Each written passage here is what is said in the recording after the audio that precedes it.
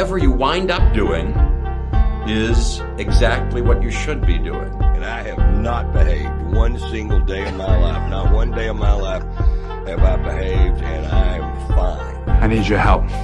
I can't tell you what it is. You can never ask me about it later, and we're gonna hurt some people. Whose car are we gonna take?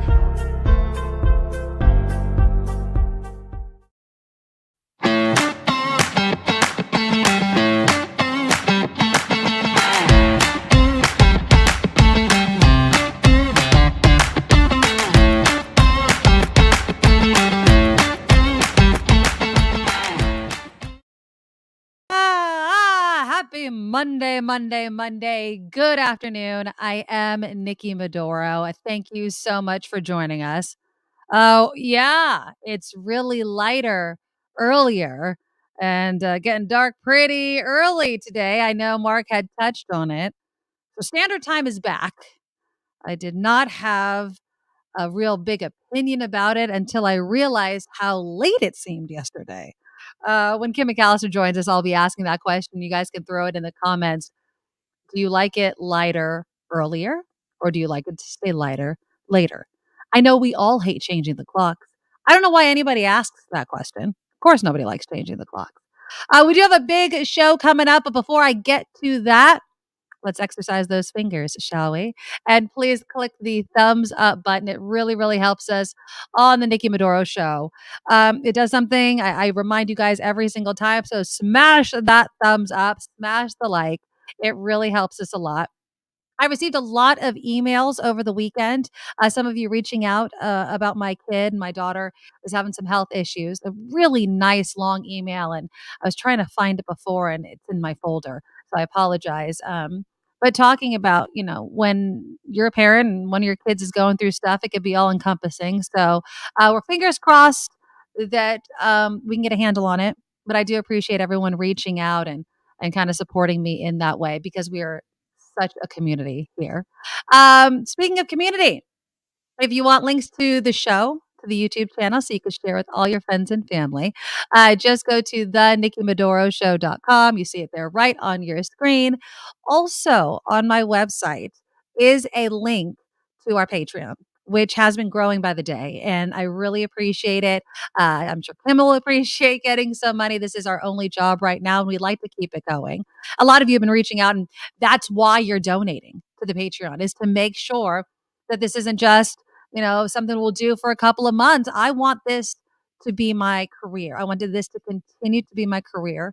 I want this to continue to be the platform where we all engage, but it requires some financial help, and it requires growing viewership. So if you like the show, if you want to hear about certain things, reach out to me. You can always reach out to me on my email, which is thenikkimedoroshow@gmail.com, which many of you have been doing. If there's something you want to talk about, if there's a segment you missed from Station X, if there's a segment you're like, you know what, Nikki talked about this before, let's talk about it some more, please let me know. I know tomorrow is a big day with the election coming up. And so, reach out about some of the issues you are either excited about, scared about, maybe after the election, disappointed, didn't go your way. So, of course, I always welcome any and all emails as well.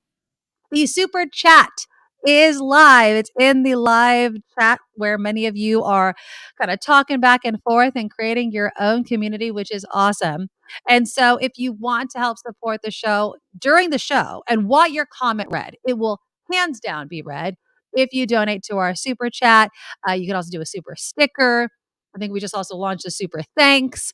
So do it when I see it. I will give you guys a shout out, and I will definitely be reading whatever comment that you wrote on there. And of course, we're going to be joined throughout the show by our exclusive and founding sponsor, Steve Moskowitz, who you can find for all of your tax needs. If you can't pay your taxes, if you wonder if you qualify for the ERC, give him a call, 888 tax deal, or at moskowitzllp.com. And I really do appreciate it. Oh my goodness. We already have donating in Eric Kennedy for $13. 10 to you, Nikki, plus an extra 30% to offset YouTube's cut. Don't forget to vote, everyone. Thank you, Eric. I really do appreciate it. Oh, and apparently the one and only Chip Franklin is in the live chat. Hey, Chip. How you doing, my friend? Yeah, so we do have a big show coming up. So this first hour in a few minutes, I will be speaking with the reporter for the Bay Area News Group, John Woolfolk, and we'll be getting into the San Jose mayor's race. You all know San Jose is my hometown, and the amount of money that is being poured into this race. And it's basically between a newbie and someone very experienced, the newbie being Matt Mahan and the experience being Supervisor Cindy Chavez. And so we'll be talking with John Woolfolk in a couple of minutes just about, describe these two candidates. And my bigger question is, given the fact that we are not a strong mayor system, I mean, how much power does a mayor hold in order to get things done? Because Mahan is really promoting accountability and benchmarks.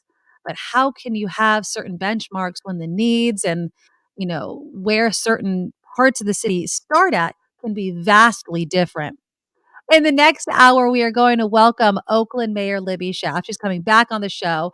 She's been really sweet. She gave me a call after the huge layoffs over at Station X and reached out. And I was like, Mayor, please come back on. I mean, she's termed out. So she'll be talking about the mayor's race. There's 10 candidates, leading by 2 or 3. I want to talk about her legacy. She gave her final state of the city address, what that feels like. Also, what does she wish that she could have done that she wasn't able to do? I mean, half of her second term was COVID. And that really impacted a lot of things. So Oakland Mayor Libby Schaaf will join us in the 1:00 hour. And of course, we'll be discussing, Elon Musk and Twitter and his comedy dead. So apparently Elon got his panties in a bunch because people like Kathy Griffith were impersonating him and they didn't put parody on the account. And so he immediately suspended all of these people. And a lot of people have been getting suspended. So we'll see that. I know Mark also touched on the fact that Elon was reaching out to people that he had already fired to say, hey, you think you can come back? Would you come back? I don't think so. I don't think that I would come back at all. But we'll discuss that and whether or not you have the bandwidth to join another social media site. Mastodon apparently is growing really quickly in recent weeks because of Elon Musk and the takeover and all those sorts of things. So I don't know how I feel about joining another social media site, but we'll discuss it. And of course, we'll be talking politics. We'll talk daylight saving. We'll do some fun things. What are you watching? I just started watching this new series called A Friend in the Family. If any of you are watching this, it's on Peacock, I believe. It's insane. And what's really insane is how the whole it's a miniseries. I think there's like 9 episodes. It starts, because this is a true story, with the woman who was a young girl when this happened saying, I know it sounds crazy, but it was a different time back then. And it really begs the question of when people say, oh, it was so much safer back in the day. I don't know about that. But let's get into some local politics. And specifically, I want to talk about the San Jose mayor's race. And joining me now is John Woolfolk. He is with the Bay Area News Group. He's a reporter based at the San Jose Mercury News. John, thanks so much for coming on the show. Thank you. All right. So let's get into the race. So we have Matt Mahan and Cindy Chavez. Okay. How would you describe how they are describing themselves to voters? Well, I think Supervisor Chavez is running on her experience. She's been at the Board of Supervisors now for many years and has had her hand in raising money for affordable housing and working in the county to do those things. And Mr. Mahan, Councilman Mahan from San Jose, is new to the city council. He was elected 2 years ago and is essentially running as something of a change agent, saying that we need to do things differently to tackle the issues that have dominated the race, public safety and homelessness. That he's arguing that they need to be more aggressive on that. Absolutely. I mean, I live in San Jose, and so this race is obviously of utmost importance to myself. But let's talk about Mahan specifically. He has run on this idea of accountability and benchmarks, but Mayor Liccardo was unable to transition the city of San Jose to kind of this strong mayor system. So, I mean, how much control can the mayor really have for influencing something like that when we are not a strong mayor system? The mayor does have more power than you would think in that structure. I mean, the mayor does set the agenda. I think you saw with Mayor Liccardo's predecessor, who really made a point of dealing with the retirement cost that had grown during his tenure from decisions made before due to the recession and the way that investments had performed. And he was able to get a ballot measure passed. So and Sam Liccardo was able to broker a deal that sort of resolved the fallout from that, which was significant with the public safety in particular, with the police and firefighter departments depleted, and Mayor Liccardo worked out a deal with them to resolve litigation, and so they do have more power than you might think, but it is not like San Francisco or Oakland, where the mayor is also essentially the city manager. Right. Right. So now with his idea for benchmarks, tying kind of pay to accountability of reaching the goals that you state, is that something that we've seen work before in other cities? It sounds good, but I can imagine, in a city the size of San Jose, comparing benchmarks depending on property values, money, basically where they begin and how much they grow could be a bit difficult. I mean, and Ms. Chavez pointed this out recently, where they approved some modest pay raises for the administrative staff as part of what Mr. Mahan said was a kind of a global settlement that dealt with union contracts as well and stuff. But he's not, the mayor is not, it's not like London Breed, who could fire somebody in her administrative staff. The mayor has to basically get at least half the city council. You got 10 council members to go along with him for anything. I mean, all this is done in closed session. We don't get to see the discussion, but they've got to get at least 5 other votes there to get them to a majority where they can take some of that accountability on the administrative staff. And is Mahan popular enough amongst other city council members that he can be optimistic that he'd be able to get stuff like that done? That'll be an interesting question if he wins the race. Obviously, Right. You've seen that, Ms. Chavez has been endorsed by the pretty much all of his colleagues. He does have Mayor Liccardo's endorsement, but and some of those colleagues are leaving. So depending on the result, I mean, the mayor does have, it's the only citywide elected position, so that maybe has some coattails. People see that, and they don't want to necessarily, especially if he wins decisively, push back too hard. But he's going to be potentially facing an unfriendly council going in if he wins. What about the money being spent on this race, John? It seems to be huge, let alone kind of the groups that are backing different candidates. Yeah, I mean, $8 million, it's a lot of money going in. It tells us that the race is, we haven't seen any polling, but we've heard from people that have seen some polling, the private polling the campaigns do, that it's a close race. And I think you can tell that from the money going in. I mean, if one of the other sides had it sewn up, right. I think that people would decide to put their money where it would do more good somewhere else. I think that the money pouring in suggests a close race. I think the fact that you're seeing them, campaigning so hard and ads coming out in recent days, hitting each other as hard as they can to make their pitch to the voters really tells you that neither side is confident going into the home stretch that they have this sewn up. As far as their plans to solve homelessness and crime, do they differ that much?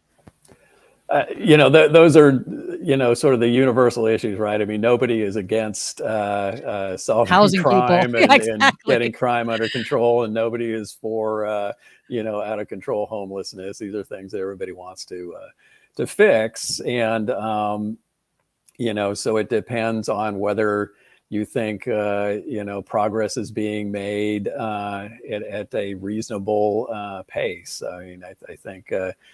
Supervisor Chavez has pointed to some legitimate accomplishments under her watch that she had a key role in, the $950 million Measure A funds, the work that she's done on that. But there are homeless encampments all over the place, and homelessness has grown in recent days. And so Councilman Mahan has pointed to that and said, whatever you're doing, it isn't working. So, both of those things, they both have valid points, and we'll see how the voters interpret that. You think it's going to be a close race? I think so. I mean, that's all the signals that we've been seeing from both sides. I think they're both working it as hard as they can, and we'll see what the voters make of it tomorrow. All right. Well, John Woolfolk with the Bay Area News Group based at the San Jose Mercury News. John, I really appreciate you coming on the show. Thank you so much. Thank you for having me so much. Appreciate it. I really appreciate it. Thanks. Yeah, it's going to be, and let's welcome Kim McAllister here. Good afternoon, Kim. Hey, hi. Hey. So yeah, San Jose mayor's race, $8 million being thrown in for a job that pays a fraction of that. But it's going to be interesting. It's a newbie versus someone with a lot of experience in Cindy Chavez versus Matt Mahan. And, Cindy honestly, Chavez has the machine. She does. She's got the PR machine rolling. She's got, every 5 seconds she's at a different political event. Exactly. She knows how to get this done. Exactly. And she has a track record. And I know sometimes people don't like that. Mahan's new. I mean, he's obviously on the city council, but he's in his first year. And it just seems that on one hand, I agree with benchmarks and accountability and things like that.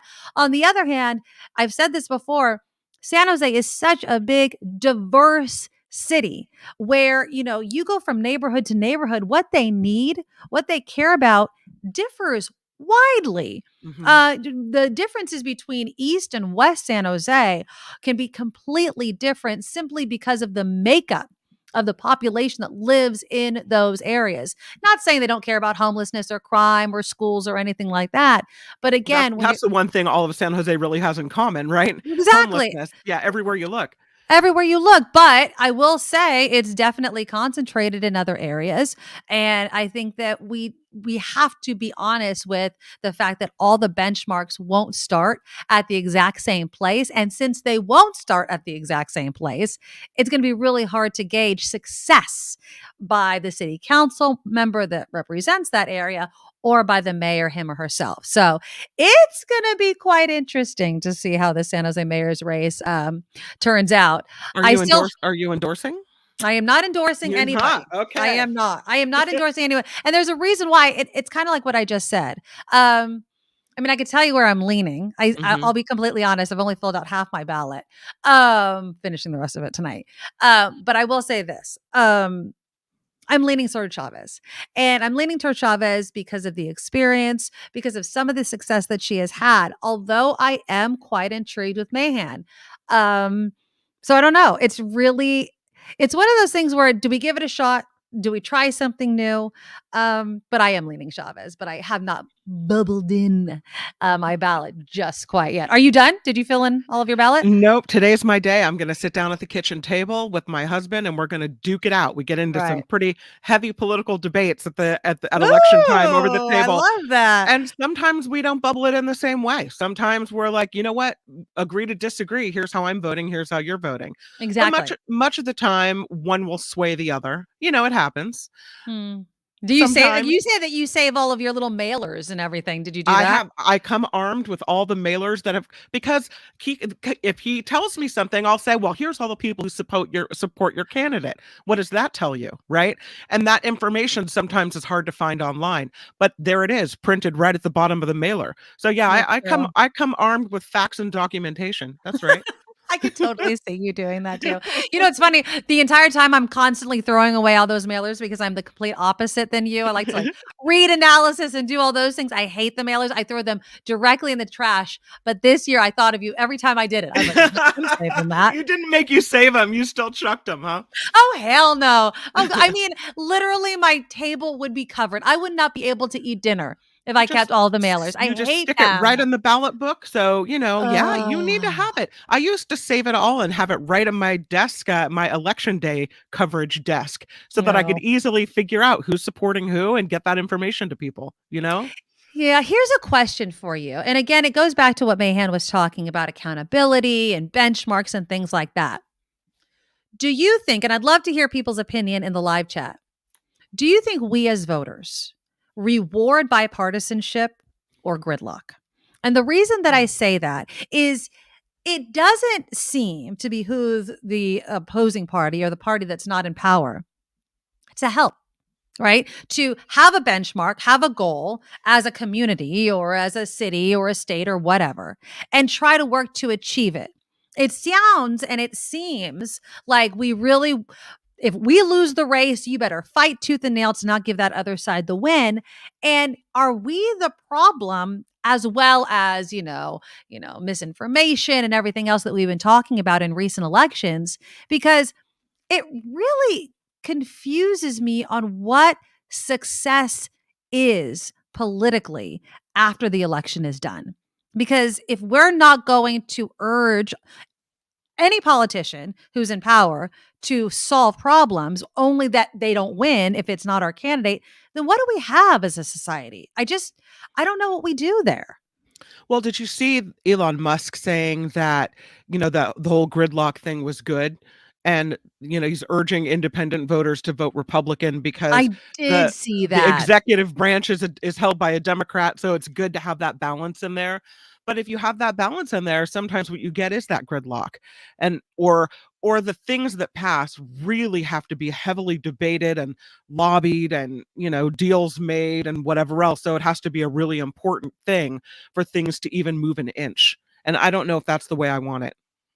But do we want our politicians to work across the aisle? If there is a red wave, for instance, do we want to work on bettering the economy? I mean, do we want to work on any of the other issues? I mean, obviously there are things we're never going to agree with, right? Roe v. Wade, the threat against gay marriage, but the nuts and bolts, other sorts of things, dealing with climate change. So for instance, and I might bring this up again later this hour, but Ron DeSantis, I heard Mark playing, Trump, what was he calling DeSantis? Ron DeSanctimonious. There, that was it. That's what it was, which is really going to be interesting to watch. That was a Trumpism. It's like he was trying it on for size. Mark exactly. Yeah. But DeSantis, Hurricane Nicole, which, I love the name. Hurricane Nicole is, it's, I guess, a tropical storm now, but it can become a hurricane when it hits Florida. And again, you would think that DeSantis would want to do something about climate change, especially someone that's going to likely run for president. He won't even say the term climate change. Instead, what does he talk about? He talks about hardening infrastructure. So if he doesn't want to talk about climate change, okay, because that's like kind of a political term, or it's been turned into a political term. But can we also support the idea that he wants to harden infrastructure, which is needed? Can we give him any sort of an inch, even though he's against or on the opposite side of so many other issues? That's the problem, I think, with, the election system right now, is if we agree with anyone that's on the other side of the political aisle, then we're losing something in some way. And I just don't think that Well, that's the way we need to look and at it. I think one party is better at compromise and giving that inch than the other party is. You saw. Yes, but I feel like our politics are also showing there because it matters what side of the line you stand on. It's Yeah. kind of like, are you a terrorist or are you, uh, whichever kind of divisive term you want to bring, you could be a hero or the villain depending on that. It's just I hate where our politics are right now, and I am scared of where they're going to be on November 9th. It To the really scares me. to the question of gridlock or movement, I Yeah. feel like we're hiring people to get something done. We're hiring people to get a job done. Thank So you. movement is always going to be what I would prefer rather than to have this long drawn out, blood smearing fight and hardly anything ever gets done. Yeah. I don't know if we as the voter reward that. I don't know if we as the voter elevate the wins of the other side, even because they're on the other side. And that's our fault. I just wish we could cut through the rhetoric and the BS and just really work on the solutions and the problems. And I do agree with you. I don't know if it's my politics showing or whatever, but it does seem that the Democrats want to solve problems. The GOP just like to point them out. That's just me. All right. Please click that thumbs up button as we head to the bottom of the hour and Kim's news. I do want to read some of the super chat, super stickers. Let's see. We did Eric Kennedy. He did the $13. Also, Andrew Peters with a $1.99 super sticker. Thank you so much for all the support, guys. I really, really do appreciate it. Albert with a super sticker for $4.99. James with one for 99 cents. Thank you so much. We got another James Buchanan super sticker for $1.99. See, all of these super stickers, super chats. I think the super thanks also started. It goes directly to us. I mean, I'm sure YouTube takes their cut, right? But it helps support the show. It helps support myself. It helps support Kim. And we really, really do appreciate it. In addition to that thumbs up. Again, please share the show. We love all of our subscribers. Make sure you hit that bell. It notifies you when the show is going live. And that's just an awesome thing. But we need to grow our viewership. And we want this to be our show. So if you want to hear something, if you want to, go into a topic more, let us know. You can go and share the links to our shows by going to thenikkimedoroshow.com. All the links are there. The links to our Patreon is there as well, and that's growing. It's just amazing the support that we've been getting. Okay, also coming up, again, a reminder that in the 1 o'clock hour, right after the news with Kim in the 1 o'clock, I will be speaking with Oakland Mayor Libby Schaaf. I want to talk about her legacy, giving her final State of the City address, what she sees for the A's Stadium, because there's been some back and forth, as it's always been with the A's. I also want to know, her opinion about the mayor's race and this whole ranked choice voting and what advice she would give to the person that's going to take her place. So that's coming up in the 1 o'clock. Also, Biden is accusing Republicans of rooting for a recession. In the meantime, I'll tell you some grocery store chains that are actually lowering their prices for Thanksgiving to fight inflation. So you'll want to check that out. We will definitely get into Elon Musk. And of course, the Powerball mania continues. Oh, baby. I sent you the picture. Bring of our it to tickets. mama. Let's go. Let's get the billions. $13. So some of us went in on a ticket and we won $13, which wasn't bad. So I threw an extra $1 in, got us $7, which I think is good. 7's a lucky number. Right. And right. so I went to this liquor store and I'll tell you the story of trying to buy these tickets. It was kind of a pain in the ass. Was a line out the door or what? It was one of those things where I just didn't have what I needed to have. And it was just a headache. And part of me is like, what are you doing? As I watch this line of people taxing themselves basically to play a game, but whatever. It's all for fun and you can't win if you don't play. But that's coming up in the next half hour. But first, let us take a look at some headlines. Now, from around the world to up your street, the Nikki Medoro Show presents News Czar Kim McAllister. And this report sponsored by tax attorney Steve Moskowitz at 888 Tax Deal. A White House official says the Republican agenda will result in losing progress that has been made in the United States. That is what Communications Director Kate Bedingfield said one day before the midterm election. As Republicans make the economy a big issue, she told CNN the choice for Americans is whether the country will go forward or backward. A Russian businessman is admitting to interfering in U.S. elections and says he would continue doing so in the future. What? Yes, it's the first such admission from such a figure. Yevgeny Prigozhin, nicknamed Putin's chief, is one of the closest allies of the Russian president. Speaker of the House giving her first interview since her husband was attacked at their San Francisco home late last month. Democrat Nancy Pelosi telling CNN's Anderson Cooper she was very scared when Capitol Police knocked on her door late last month. Paul Pelosi was released from the hospital last week after suffering a fractured skull and serious injuries to his hands and arm. Climate reparations are making the agenda at this year's Global Climate Summit for the first time. COP27 kicked off this week in Egypt. One of the conference's discussions will concern providing funding to countries that have suffered disproportionate loss and damage from climate change. Airbnb says it plans to make prices for rentals clearer following a slew of customer complaints. The property rental company will be introducing an option next month to display the total cost of properties before taxes, including cleaning and service fees. Users have claimed those additional costs were only visible toward the end of the booking process. Airbnb also plans to rank search results by total price versus nightly price. The change is being made after the company announced a review of its fee system last year. Oxytocin, a so-called love hormone, may one day help patients recover from heart attacks. It's well known that oxytocin fosters social connections and pleasurable feelings. The scientists at Michigan State University now say they have shown the hormone also stimulates stem cells to move from the heart's outer layer to the middle layer, where they develop into muscle cells that trigger heart contractions.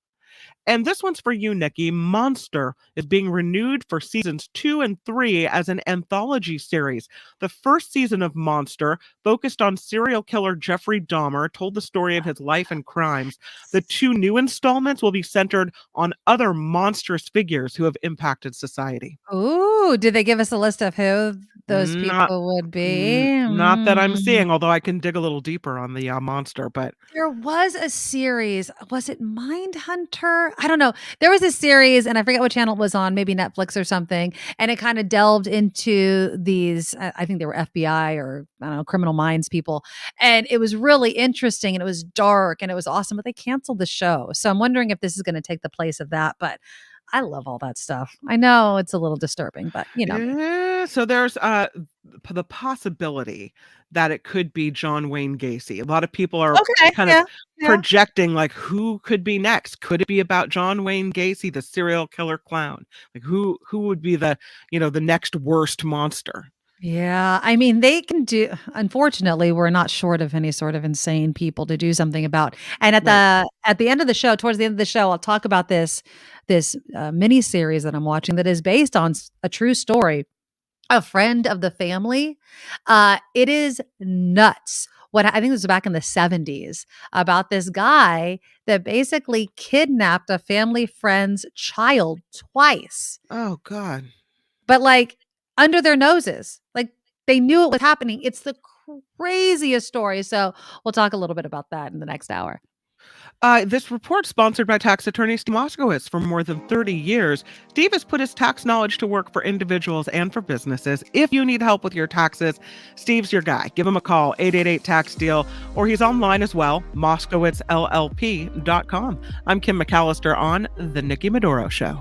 Thank you, Kim. Yes, 888 Tax Deal or MOSKOWITZLLP.com. Thank you. Okay, so, and Steve will join us a little bit later to talk about what to do if you can't pay your taxes. I do want to read some of the comments we had coming in about my question regarding, Gridlock versus progress. This election season has been a bit nuts, right? Now, some people were talking about the mailers because Kim has shared that she keeps all of the mailers. Yeah. There was one person that was saying, nope, I throw all of those away. Here we go. Karen writes, I don't read political mailers or texts. They almost make me want to ignore politics completely. The text is one thing I wish I could just stop getting. I have typed in stop or opt out so many times. I don't think it works, though. I don't think it works at all. A lot of you are tracking your ballot, which is a smart thing to do. Although, how many of you think that if we don't know the results that night or the next morning, something nefarious is going on? No. Because that is the talking point of the GOP, which is complete that is freaking nonsense. I can't stand that, because what you're saying is that you just want the result. You don't care if we count the votes appropriately. Exactly. And I take all the time you need. I mean, I want the results too. We're all, kind of excited to find out what the results are, but count the votes. That's the whole reason that we're taking the time to do the research, to sit down, to vote, to make our voice heard. If you're not going to count my voice only because you want to get to the result, you can't skip over the count, just get to the end. Right. You got to go through the whole process. So let it go. Let it play out. From Nick, the GOP's idea of improving the economy means keeping them and their friends in power, money, and to hell with the environment. You're right, in a way. I just wish that Republicans and climate change deniers would realize that with no planet, there is no business, right? I mean, the money that's needed to rebuild cities and towns that are devastated by the effects of climate change is so huge. And not as we'd spend less money if we would just do the things we need to do to improve our environment or help, reduce global emissions and things like that. Let's see, from Cindy. Oh, hold on. Let me read Cindy. Republicans deny climate change, but are happy to give private corporations our infrastructure and hiking our bills. Republican solution to the economy is always cut taxes on wealth and cut public services. Yeah, I mean, that's because that's who's funding them. I mean, people lobby Republicans in order to not have to pay more in taxes. NSTARS, I have not voted yet. Is there a guide I can look at? There are many, many guides. And you should have received one. I mean, they usually send you a voter pamphlet, right? Yeah, you should get a voter pamphlet. Some people might throw them away. They send them out pretty early. I mean, I've had mine stashed away for quite a while. Cal Matters, and I'll be having Emily Hoven on again on Wednesday because I just want to kind of get an analysis of some of the races that we do know on Wednesday. But Cal Matters has a great layout. So just go to calmatters.org. But I mean, the Mercury News has one, SF Gate has one, whatever. You can kind of look at it that way. You can also go, the Secretary of State's and Ballotpedia, I think they have one. You can find them all. Yeah, you can find them all online. Yeah. Right. Exactly. The Secretary of State's. Let's see. Karen wrote back, I don't understand why politicians are polarized and won't cooperate. It makes no sense, except Republicans want to win, win, win. But that's a great point, except what is winning? Is winning just saying, neener, your idea didn't work? Or is it actually bettering the lives of everyone you represent? Because I don't care where you live. There is going to be a Republican, a Democrat, an independent, at least one or two. Shouldn't they be represented as well? And doesn't everybody want the same thing? John Woolfolk was on earlier this hour. Nobody wants to see more homelessness and more crime. Nobody wants that. The way to get there is the rub. And so how do we get there if we just continue to undermine the ideas of others simply because they're part of a different political party? Remember, Reagan cut low-income housing by 80% and closed mental hospitals. That's when we gained homeless, and it's been downhill since then. Can a minimum wage worker afford a small apartment anywhere? No, you cannot. You have to live with people. At least not here in the Bay Area. I mean, if you want to go around and move somewhere else. There was a story. I think I was going to get it. I would get to it next hour, but since we're talking about the price of housing, so there's a measure Q in San Benito County. and it would block development on farmland without a vote of the people. And what do they say? They say, we don't want to be San Jose. Now I get it. San Jose is a very sprawling city. It's a huge city. But at the same time, we've also carried the weight of a lot of people. I mean, people work in other cities and yet live here. We have to carry so much of the burden of housing people. And yet, a place like San Benito County is going to look at us and say, we don't want to be them. So there are many environmentalists who have placed this measure on the ballot or are supporting this measure on the ballot. Now, it would ban new development on farmlands and ranch lands without a vote of the people. One retired school teacher was quoted saying, a lot of folks say we don't want to be San Jose. You hear that a lot. We need to have places where people can go and be out in open space and on rural roads. And we need places where food is produced. I agree with that last one. You don't want to be dependent on faraway places for food. There are a lot of good reasons to protect our economy, which depends on agriculture and tourism, from sprawl development. Now, specifically, Measure Q would require voter approval before any agricultural, rural, or ranch land is rezoned to residential, commercial, or industrial use. It would require new housing to be built in existing areas already developed, like the city of Hollister. Now, Hollister, that place has been growing. Do I have any Hollister listeners out there, viewers out there? How do you feel about the growth? Because they need to expand the roads out there. I mean, what? We got 25, 152, 156 heading south towards Hollister. Many of those roads, one way each direction. It's just going to be gridlock the more and more you grow out there.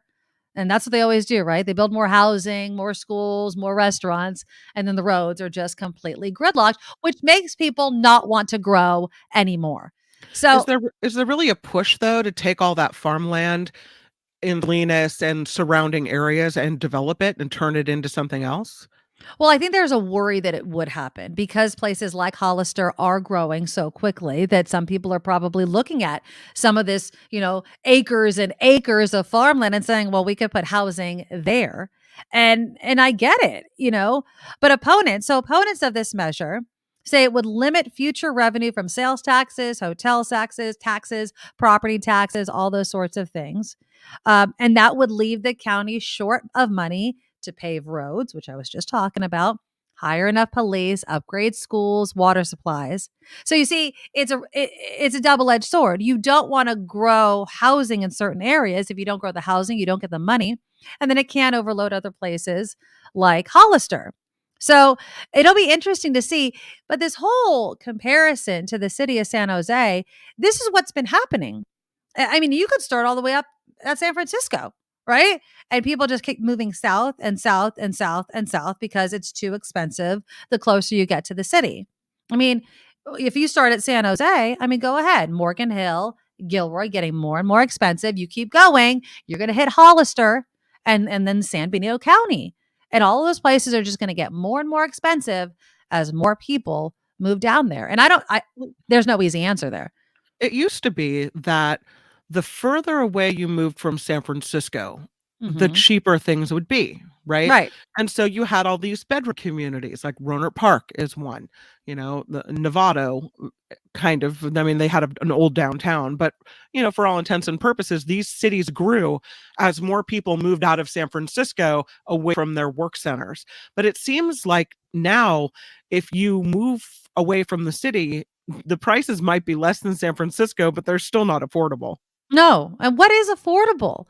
Honestly, affordable back in my day was, $1,000 for a 2-bedroom apartment. I thought was affordable.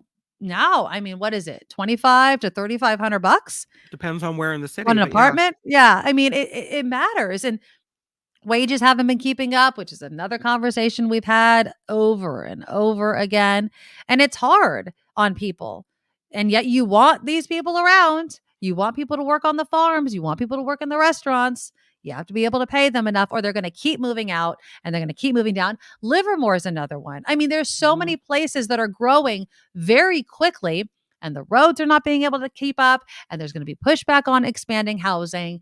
And that's, I think, where people find themselves with this Measure Q. So that's one I'm going to keep an eye on, most definitely. Okay, let's get a little bit into Elon Musk. So, as Kim mentioned, Elon Musk is urging people to vote for the GOP. This is what he put on Twitter. He said, to independent-minded voters, shared power curbs the worst excesses of both parties. Therefore, I recommend voting for a Republican Congress, given that the presidency is Democratic. He's an idiot. I mean, to think that it needs to have that sort of balance, as if a Republican Congress can't do so much more damage than a Democratic president alone, is ridiculous, and tells me he has no idea how things happen in this country, how bills get passed and laws get passed and all those sorts of things, to say, oh, well, if it's a Democratic president, then we have to have a Republican run Congress to balance things out. What is he talking about? He said hardcore Democrats or Republicans never vote for the other side. So independent voters are the ones who actually decide who is in charge. I don't think so. I mean, I think that I think he's trolling. And two, I also think it's irresponsible for him to kind of be putting out this sort of message the day before Election Day. And I think that he's just maybe trying to take attention off the other thing that he's been doing over the weekend, which is suspending accounts left and right. Mm-hmm. So apparently he's very upset that people were impersonating him. This is so good. He suspended accounts. So he puts out, this was yesterday. I guess on Saturday, a bunch of celebrities with the blue checks next to their name, they switched their name to Elon Musk. And then they just started spouting nonsense. Right. And it was so funny. So Kathy Griffith was one of them. She got her account suspended because at any Twitter handles engaging in impersonation without clearly specifying parody will be permanently suspended. He said previously we issued a warning before suspension, but now that we're rolling out widespread verification, which means anybody can get a check mark, there will be no warning. This will be clearly identified as a condition for signing up to Twitter Blue, and any name change at all will cause temporary loss of a verified checkmark. Don't you think that this was the least of the things people were worried about? That you could figure out that an account was parody if it used to be Kathy Griffith and now it's Elon Musk or something like that? I think so. That might be an ego thing that he's so upset about that. Oh, he does. He seems so upset, pissed off about it. Kathy Griffin calls Elon Musk a hack. She trolled him from the dead mom's account after the suspension. She resurrected her dead mother's Twitter account to call the billionaire a hack. She said Griffin was still going at Musk on her mother's at Tip It Maggie G account. She said, this is Maggie contacting you from the spirit world to tell you you're a douchebag. This is not parody. This is the actual ghost of Kathy Griffin's boxed wine-loving mother saying, I'm going to get tipsy and throw my bingo cards at you. Not a parody. To the moon. And then there's like some expletive. He's completely getting trolled on this. I think this could be the end of Twitter. Honestly, I don't think Twitter is long. Is going to last long at all. I just think that he's ruining the entire platform with stupid rules. And even though he pulled back on the $8 verified check mark, it's going to be something of the sort. And I just don't think it's a fun place to be anymore. Well, check out the chat we got from Liz L. She says, I used to enjoy Twitter. Today, I haven't even looked at it. Not switching till after elections. I'm not sure which platform to join. So I think a lot of people like Liz are looking around at another platform. Some people are looking at this thing called Mastodon, which I don't know. It seems kind of complicated or whatever. We'll see. We'll see how it goes. So I think people are very used to what they know. And even if they leave it, tend to migrate back to it because we're creatures of habit. Absolutely. So Mastodon, it's been around actually for 6 years. So on the very day of Musk's takeover, Mastodon gained 70,000 new users. As of yesterday, it had 655,000 active users. One of our friends, Brian Pelletier, actually shared on Twitter that I think he's going to Mastodon, which is funny. Yeah, it seems it's supposed to be like this. This is how they describe it. It's decentralized and open source, can't be sold, won't go bankrupt, respects your privacy, gives control over the network to the people. It's a product on top of a protocol, the way Twitter should have been. That's from Mastodon. So how does it work? You download the app and then you join a server on your browser. The timeline doesn't have tweets. It has toots. T-O-O-T-S. Toots. That reminds me of like farts. That's what we Yeah, call exactly. farts in my house. Did I you toot? tooted. Yeah. I tooted, which is what you would call it, I guess, right? Now, apparently these toots can be faved or boosted, which is an alternative to the retweet. Toots can be bookmarked and users can be added to lists. But unlike Twitter, content on Mastodon does not fall under one communal space. So, you go to Twitter, I can see what you're kind of saying if we follow the same type of people. Since it's decentralized, they have a network of servers, which are called, see all these stupid words for things. The network of servers are called instances. Seems like a stupid name for it, but whatever. I mean, people are going to have enough, other than people in Silicon Valley, most people will have a hard enough time thinking, I have to do what with a server with a what? Yeah, no. And you could create your own server. You can join other Yeah. servers. Yeah. It seems a bit complicated to me. You'll be asked to choose a server right away when you sign up by searching topics, languages, categories, things like that. Some servers will allow you to join right away. Others have waiting lists, which just also is another hurdle to get over. So I don't know if Mastodon is going to replace Twitter. Can you only see the toots on that particular server, or can you see all the toots across the whole platform? I might just join so we keep saying toots over and over again. That's just me. I mean, did you toot today? I don't know. Did you toot today? I have no idea. Do you have a healthy I think I like it. system? Randy has this text, and he says, so Musk is okay when he's the most successful electric vehicle manufacturer, or he's paying for satellite internet service in Ukraine, but you don't like what he's doing with Twitter, so now he's a nut? Well, one, Randy, I never called him a nut. I do think that he's ruining Twitter. I do. I think that he can be a troll. That's the word I used for him. You can be both. Just to let you know, Randy, you can be brilliant and a troll. You can make electric vehicles that people love and still be an ass. Like, those things are not mutually exclusive. You can be an amazing person in one way and terrible in another. So yes, I do think that Elon Musk is brilliant. I also think that he may have mental issues and may get riled up about certain things and become obsessed about certain things, and like people impersonating him on Twitter, that he ruins it. So just because someone's great in one area doesn't mean he's not terrible in another. All right, Karen writes, I thought Musk originally said he wanted to open up Twitter to everyone without censorship, but he wants to censor whomever he wants. Yup, that's pretty nailing it on the nose, Karen. Let's see, John, is there any moderation on this Mastodon? I would imagine there is. I'm sure there's terms of service. I haven't joined it yet, so I don't know all the terms and service of it. But I might join just to say toots all the time. Again. Tooty toot toot. Tooty toot. All right, we'll continue. Fresh and fruity.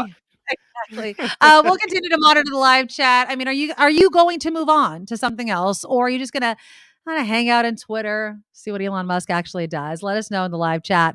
But right now, we need to bring in our founding exclusive sponsor, Steve Moskowitz. And Steve, we love talking to you because you seem to have all the answers to all our tax problems, including one I think a lot of people, especially right now and in the recent years, has, which is, what do I do, Steve, if I cannot pay my taxes?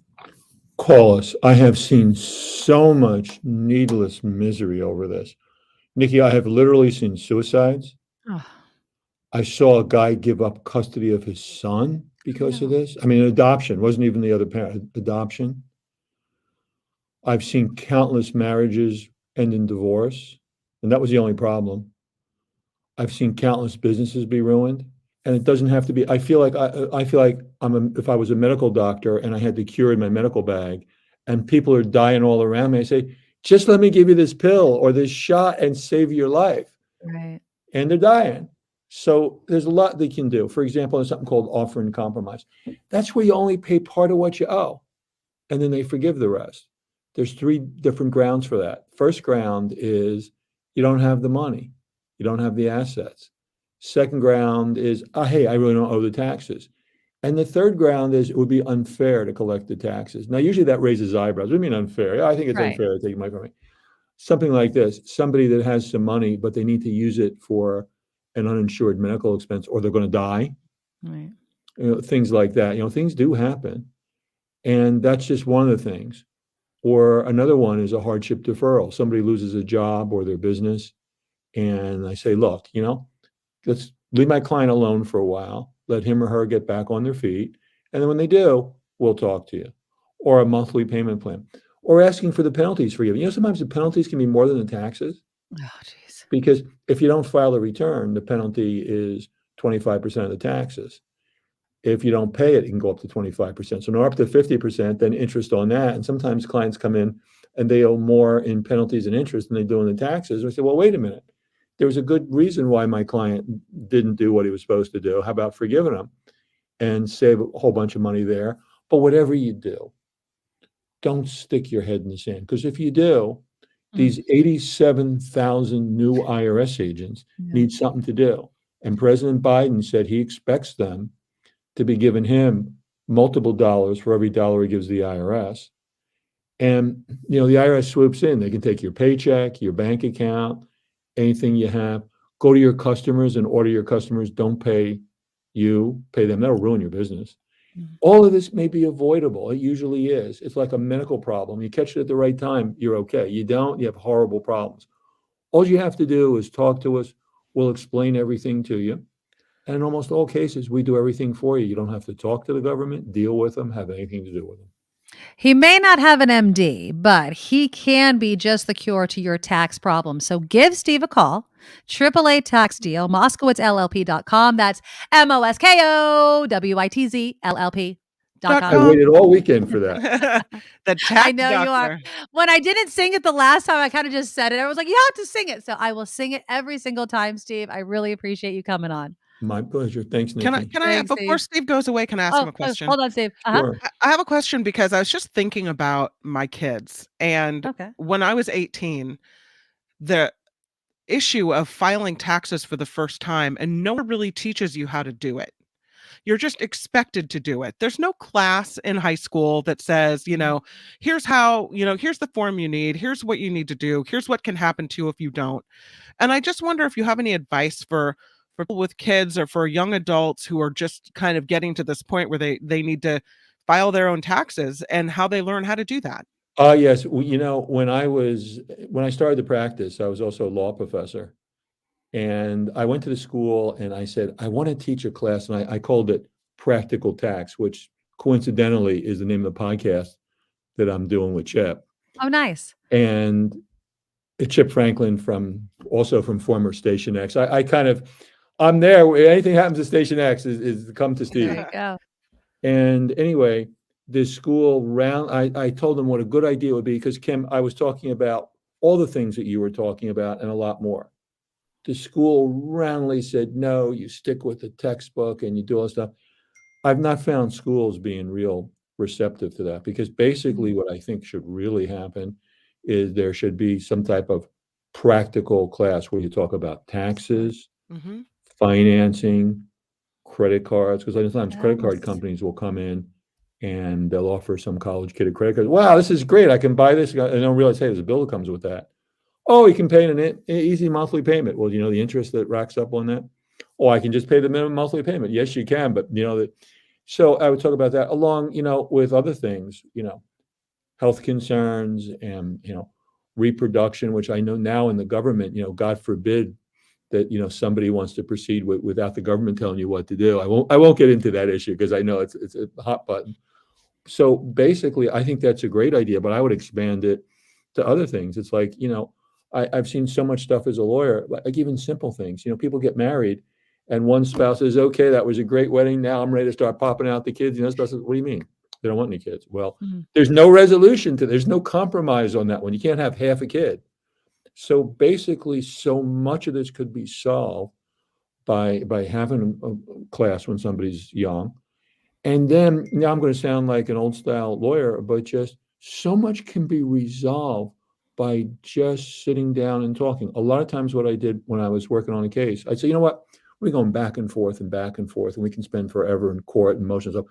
Let's all sit down in a conference room and see if we can't work this out. And so many times, after you get through the initial, hatred, or I'm accusing you, okay, yeah, my guy's a monster. But besides that, can we work this out? How much can be worked out in just a simple talking to each other in one room without all the legal papers flying back and forth? That's where I'm different than most lawyers, rather than do everything formally.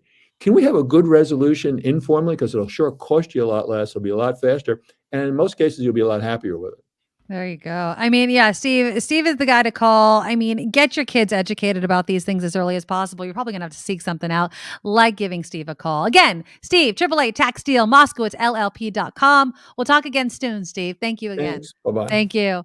Yeah. So great point though, Kim. I mean, I don't remember taking anything like that when I was in school. And No, so my dad did my taxes for the first few years, right? And that Yeah. shouldn't have to be the way it is. We shouldn't, kids should leave high school, or after they first get their first job, and if they need to file taxes at that point or whatever, that they should come out armed with this knowledge that this is how it works. This is what you got to do. This is how you do it. And so people don't start off their lives in trouble.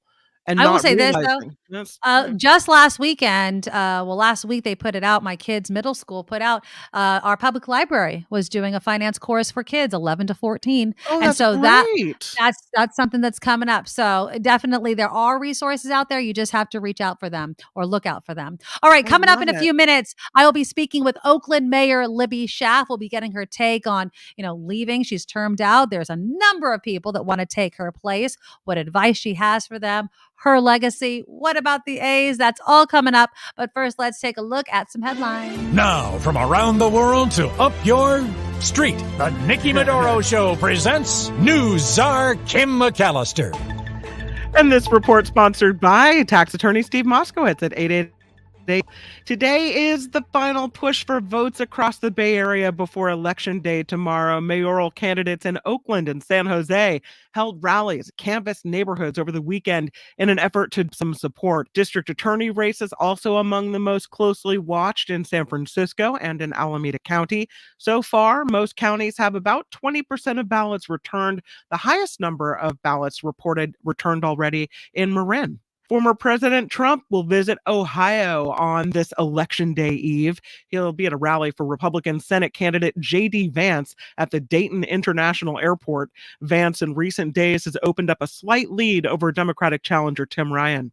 The Republican National Committee chair predicts successful election night for her party tomorrow. Appearing on CNN's State of the Union, RNC Chair Ronna McDaniel says that GOP will take back the House and the Senate. She said Republicans plan to focus on big issues like the economy and crime, as well as being willing to work across the aisle with Democrats.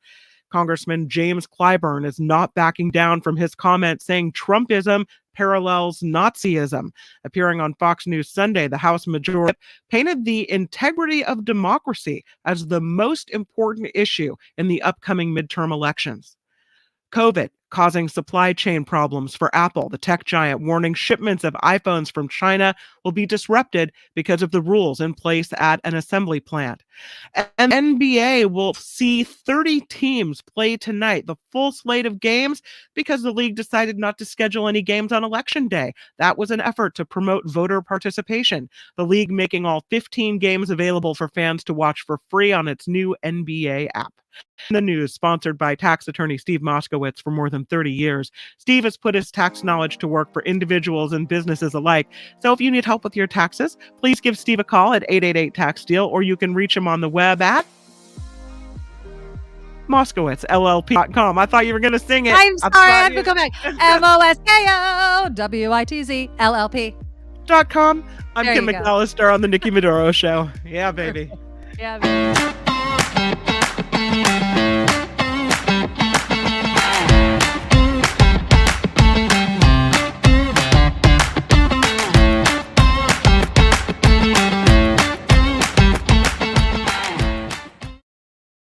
All right. Thanks for joining us for hour 2 of the Nikki Medoro Show. Please, before we forget, to click that thumbs up button right now. It really helps people find our show and grow our viewership.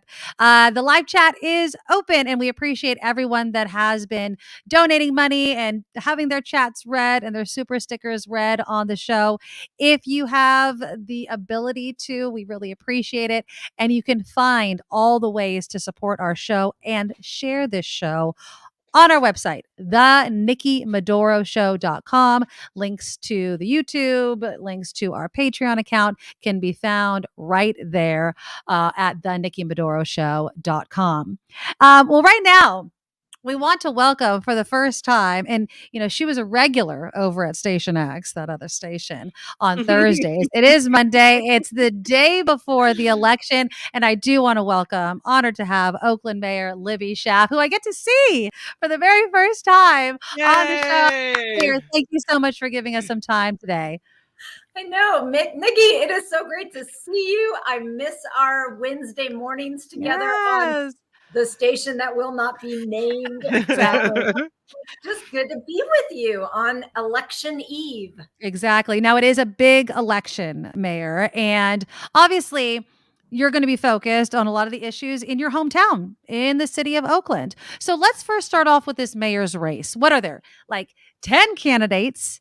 I'm seeing a few names tossed around. Now, from what I understand, and correct me if I'm wrong, Mayor, but you have thrown your endorsement behind Lauren Taylor. Is there a reason why you are supporting Lauren Taylor? Oh, there are a lot of reasons why. He is a third generation Oaklander. And Nikki, no one knows better than I do that mayors have to make tough decisions. And I just know that his North Star is Oakland's long-term interests. And he's got a skill set that I think is particularly needed in the mayor's office. Remember, Oakland's a strong mayor city. Mayor doesn't sit on the city council. They aren't even really a policymaker. They run a big, complex organization. And Lauren Taylor, his background is as a biomedical engineer. He is literally a professional, complex problem solver. And he has an MBA. He did management consulting.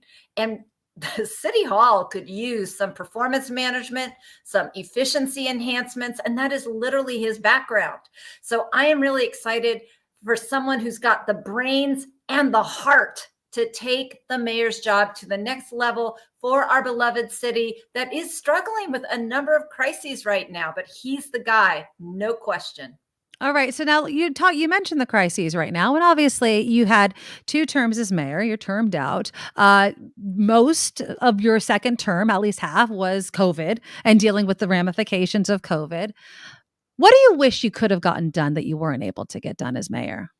Boy, I'd say 2 things right now. One was just dive into the homelessness crisis sooner. When I became the mayor, homelessness wasn't a huge issue on people's minds, but it was always my understanding it was the county government's responsibility. But homelessness is too big. No one branch of government can tackle it alone.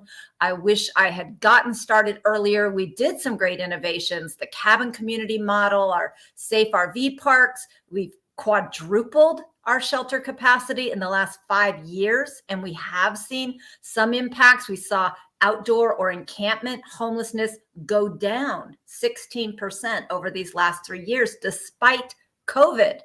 But I wish we had gotten started earlier and been more aggressive, especially at the state and federal level. And then the second thing, Nikki, is, it's a polarizing issue in Oakland, public safety. I feel very proud of our track record on getting kids into college, bringing Oakland universal preschool access, all the deep preventative things. But we have struggled with police staffing. And when you have to have a comprehensive approach to public safety, when you don't have enough police to respond when people need them, That is a problem. And I was frustrated with the city council, including at least one of the leading mayoral candidates who voted to cut police in my proposed budget, who voted to try and defund the police, which while she didn't get the votes to do it, it did cause a big increase in resignations from our police department. And we still haven't recovered from that.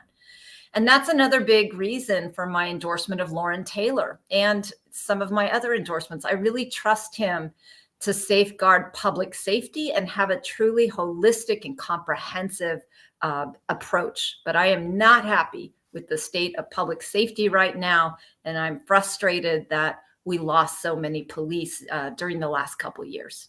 Absolutely. Okay, so let's move on to the A's. I mean, we have Oakland has lost the Warriors and the Raiders, and the A's still seems to be up in the air. When we spoke, I think it was the MLB commissioner was saying, I don't know, A's might be moving. I mean, how did that make you feel? And how optimistic are you that may or not you're going to see that waterfront stadium? Well, Nikki, it's a testament to how much work that we've been doing. Is like Rob Manfred picked up my call right away on that Saturday. He knew he'd be hearing from me. And, it was kind of sweet because he said, Mayor, I just don't know if anybody is going to work as hard as this as you have. And I'm like, that's very sweet of you. And I totally believe, I promise you, Commissioner Manfred, this will get done next year. Now, the A's are under a deadline. The baseball players themselves put into their contract that unless the A's have a new stadium, like actively under construction by the end of next year, the A's won't enjoy that revenue sharing that they've enjoyed for all these years. And just, Nikki, we are working with them every day. The A's are spending resources on a Howard Terminal ballpark. So I don't see that slowing down. I think they are waiting to see what happens with the election. Maybe they'll get someone who's easier than I am because I have held the line on public money. I'm very, very protective of that public dollar. So I understand that they're waiting. We also have a big grant with the federal government for some of the offsite improvements that we need, ballpark or no ballpark. So I think they're also waiting to see if that comes through, and we should know about that in January. Okay. So whether it's Lauren Taylor or somebody else, what advice would you give the next Oakland mayor? Given things like policing, like the A's stadium and having to be, protective of public money. What would be your advice to someone that's going to take over a major city? I guess a couple things. One, take advantage of the honeymoon. It does not last long. Before you know it, some crisis is going to happen that is going to pull your attention, that's going to test you. Do the big, bold things, start them right away. Secondly, know that our most complicated, vexing problems are going to require big partnerships. And sometimes getting people that don't agree with each other at the same table really helps come up with the best solutions. And I'm particularly proud of our 17K housing initiative. Now, that was crafted by tenant activists and market rate developers who don't usually sit together. But over these last 8 years, Nikki, Oakland saw its biggest housing building boom literally since the 1906 earthquake.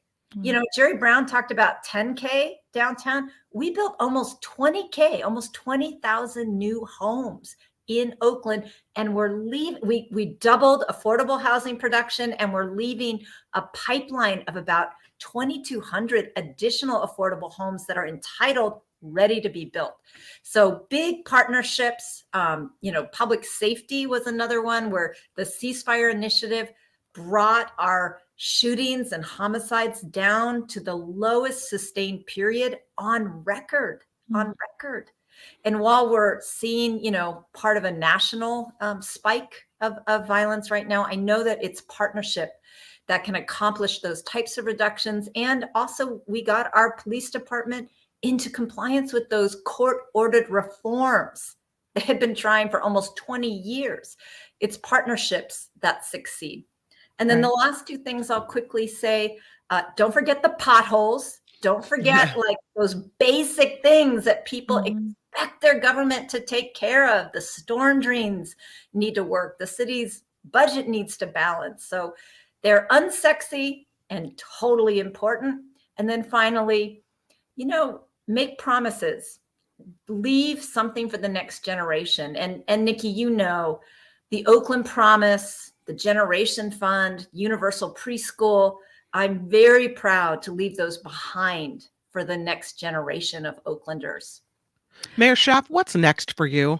Are you taking a break, or are you wholeheartedly jumping in something big? Oakland deserves a 1,000% mayor to the very last second. And so I promised I would just be fully engaged in the city's work. That is what I will do until January 2nd at 10:59 a.m.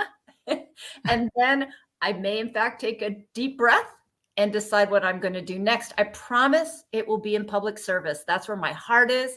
I'm a town girl. Like, I love this city. I still got 2 kids in high school. I also need to make sure that they kind of launch successfully. And I'll be doing a little bit of processing and coaching. I'll let you know soon. I have a couple things lined up to keep doing this work. And people have noticed some of Oakland's work and actually want to spread the good news.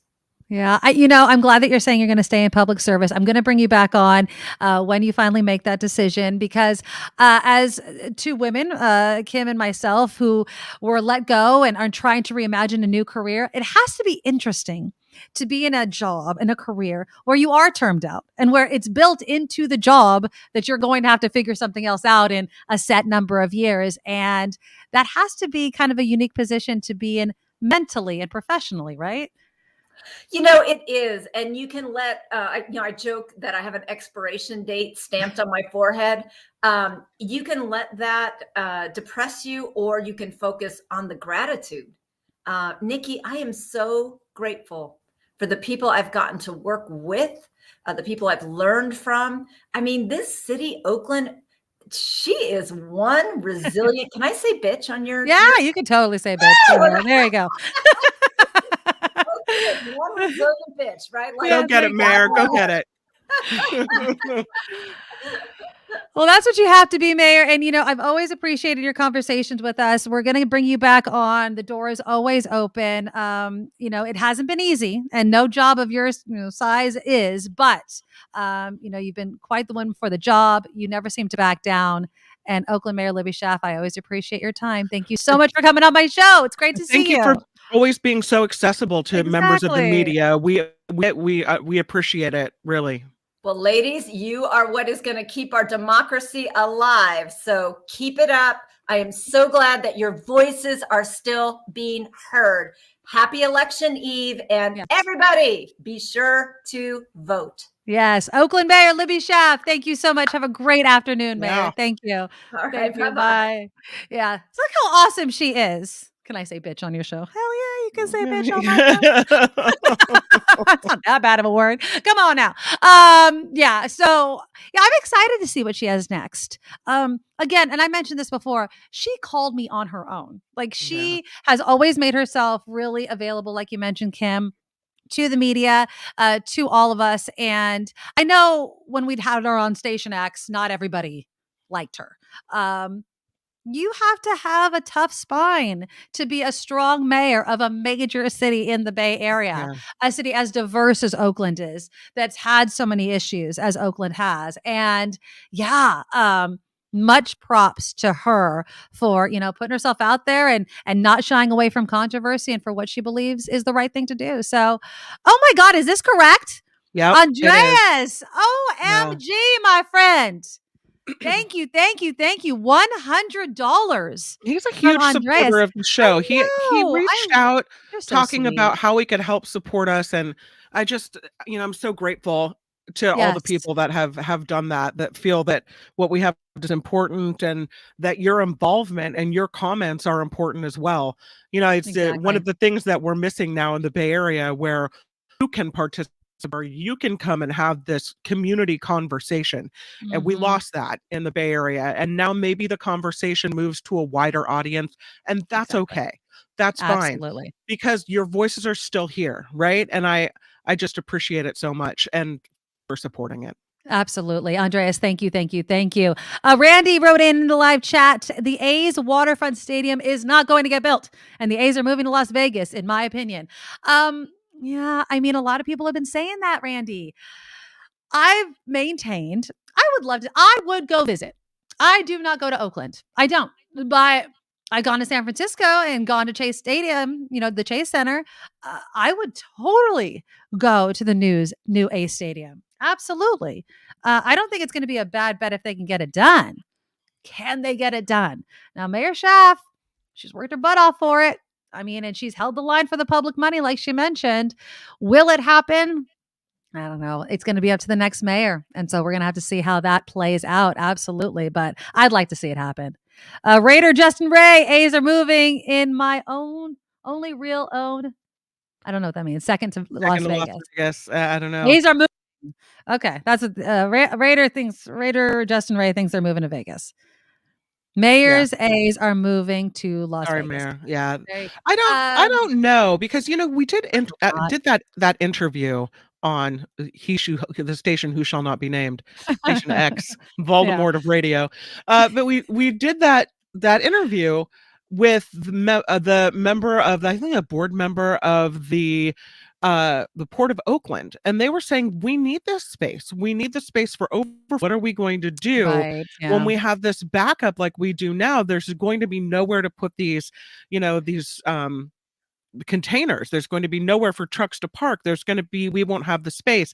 So they've been saying all along that they need it, but it looks like the wheels of progress are really moving fast for Oakland. So I think it could go either way. I don't know if the A's will be moving. I think Mayor Schaaf has been very invested in getting this done. And let me tell you, when that woman wants something done, she moves mountains. Yeah, but she's not going to be the mayor when it happens. So that's the question. That's the big X factor here, right?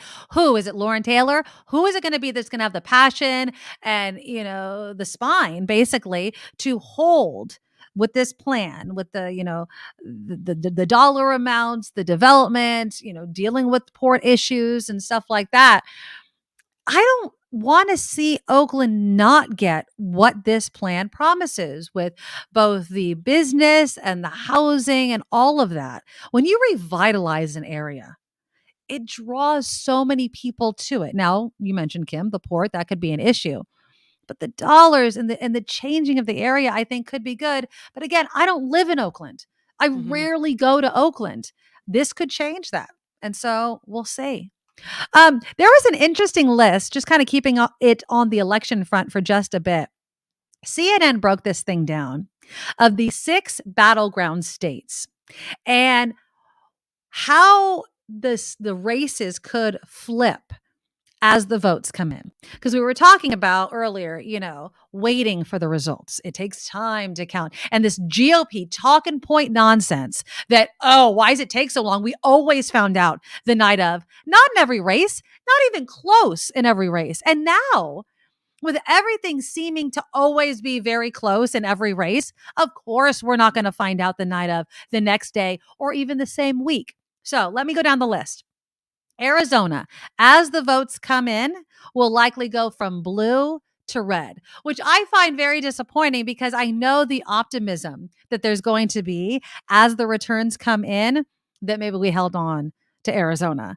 I mean, I can't imagine and I have so much family that lives in Arizona, And I just don't know what that state is going to turn into. I mean, it's already leaned red, but Carrie Lake, I can't, it blows my mind. It just blows my mind. Do you find yourself, because their votes, are in a state where things are kind of more of at a toss-up level, calling family members to discuss how they should vote? Or do you just back off and let it ride? I let it ride. What you're going to do? Or do you call and say, hey, listen, you got a big choice to make in your state. Here's what I think. Or no? Here's the truth of the matter, Kim. My family knows how I feel. Like I never shut my mouth. I have a whole show in which I spout it, and then they know. So for me to call them, it's kind of like they're like, I don't need to hear your opinion about it. Like, I know your opinion We about it. know, Nikki. It's interesting. My brother lives in Arizona. He's lived there most of his life, and we're extremely close. When he comes out here, we'll debate things, but he's also a businessman. And I feel like, and one of my close friends just this weekend, we were having kind of a debate about politics. She likes DeSantis. My mind was exploding. We're very respectful in our disagreements, but there's just fundamental things people disagree on, and you can't debate those. So is my brother a staunch Republican? Not necessarily. He's actually said he wants to leave Arizona. But for me, it's just qualifications. Whether or not you believe in the whole election fraud conspiracy, that's like the baseline. Do you have a candidate that is living in reality or towing the Trump line? And so we start from there. And so with Arizona, with Roe v. Wade, I was talking to my friend in Idaho this weekend as well. I mean, she just put, it's not unheard of, but she put her teenage daughter on, she had her get on the IUD. She's like, she has a boyfriend now, and I'm not even messing with it.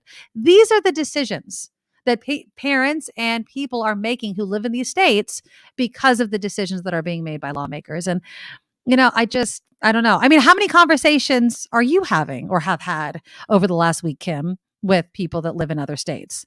Well, I don't really have family in other states. Oh, okay. My family is here.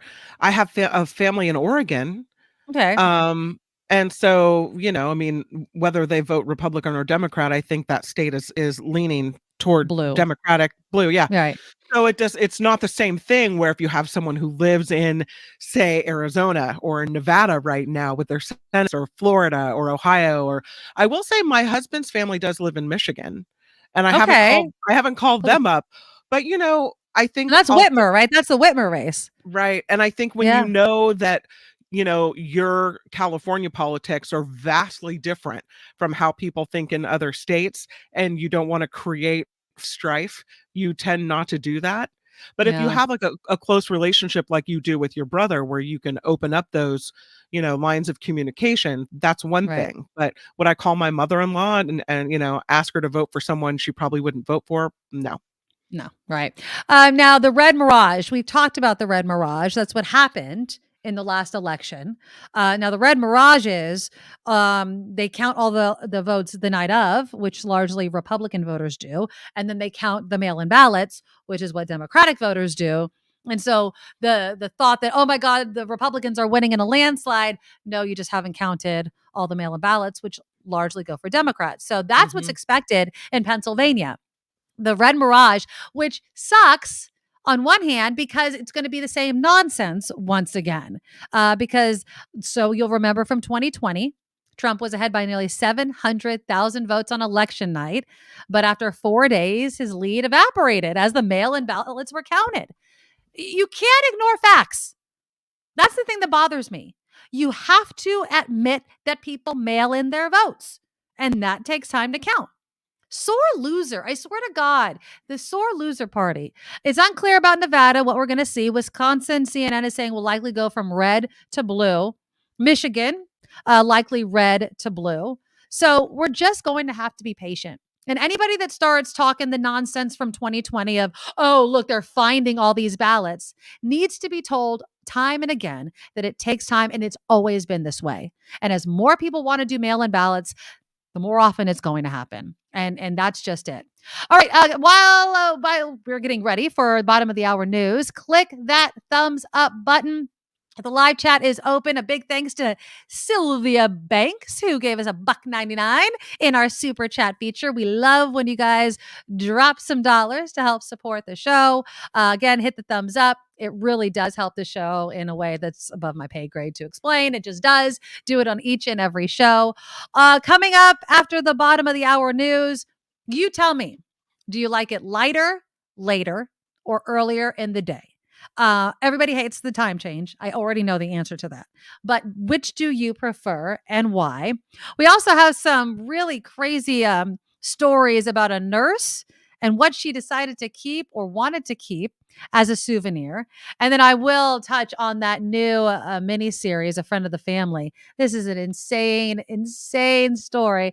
And that's part of What Are You Watching? But first, we do need to take a look at some headlines with Kim McAllister. Now, from around the world to up your street, the Nikki Medoro Show presents News Czar Kim McAllister. I got to thank Craig Bowers for that open. He used to work with us and then provided that for us as well. And I'm just so appreciative because it tickles my fancy every time I hear it. This report sponsored by tax attorney Steve Moskowitz at 888 Tax Deal. The Department of Justice will be monitoring polls in dozens of states for tomorrow's midterm elections. Personnel from the DOJ Rights Division and the U.S. Attorney's Office will monitor polls in 64 jurisdictions in 24 states to ensure compliance with federal voting rights laws. That includes several locations in Arizona, where there have been reports of voter intimidation at ballot drop boxes. President Biden and former President Obama are urging voters to hit the polls. The duo posted a video on Twitter asking the American people to cast their ballots ahead of tomorrow's election. The video comes ahead of the two held a weekend rally in Pennsylvania. I was trying to read that story, but also thinking about, Nikki, we need that video. I got to see Biden and Obama together on video again. Oh, I would love that. They're like the brothers from another mother. You know what I mean? I just love seeing them so cute together. I'll Apparently look for it. they posted it on Twitter for yesterday, asking people to cast their vote. Wall Street is closing higher to start the week. Stocks rallying as investors looked ahead to key inflation readings and the outcome of tomorrow's midterm elections. Florida Governor Ron DeSantis declaring a state of emergency for 34 counties in the path of subtropical storm Nicole, a hurricane watch in effect for much of Florida's east coast. The center of Nicole, we call her Nikki, expected to approach the northwestern Bahamas tomorrow and close in on the east coast of Florida by Wednesday night. There's another U.S. citizen dead after fighting in Ukraine. Timothy Griffin of New York State was fighting with Ukrainians on the Eastern Front when he was killed in action. That, according to a spokeswoman for the International Legion, a division made up of foreigners fighting Russian aggression in that country. Authorities provided more details about the discovery of the partial remains of Alexis Gabe more than 9 months after she was last seen. Detective Tyler Horn with the Oakland Police Department said an area in the town of Plymouth in Amador County was secured last Thursday after a tip from the suspected murderer led investigators there. Detective Horn said only the partial remains were found and more remains may be scattered elsewhere. Gabe disappeared January 29th after visiting her ex-boyfriend, Marshall Jones, in Antioch. Investigators believe Jones murdered Gabe and was on a police task force in Seattle shot and killed Jones during an attempt to arrest him. And we'll end on a good note because actress Rebel Wilson is a new mom. The Pitch Perfect star taking to Instagram to share the unexpected news with fans. Rebel Wilson, 42 years old, sharing photos of her daughter Royce Lillian, who was born via surrogate. So congratulations to Rebel Wilson. And this report sponsored by tax attorney Steve Moskowitz. For more than 30 years, Steve has put his tax knowledge to work for individuals and businesses alike. If you need help with your taxes, give Steve a call. It's 888 Tax Deal, or you can catch him web at Mosko, MOSKOWITZLLP.com. I'm Kim McAllister on the Nikki Medoro Show.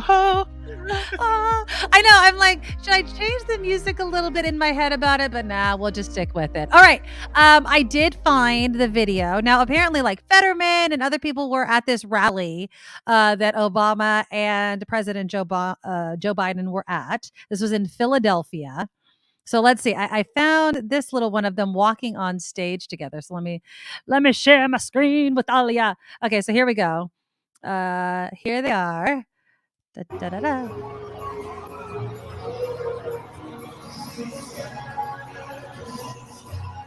Look how happy they look. I mean, Obama is just such a better speaker than Biden is. I think it was the Washington Post. And I'm not trying to hate on Biden, but he's not on the ballot, so I could say the truth right now. He has misspoken about things in the past, and I think maybe it's just because he's been, doing so many speeches. So the probability or possibility that it's going to happen.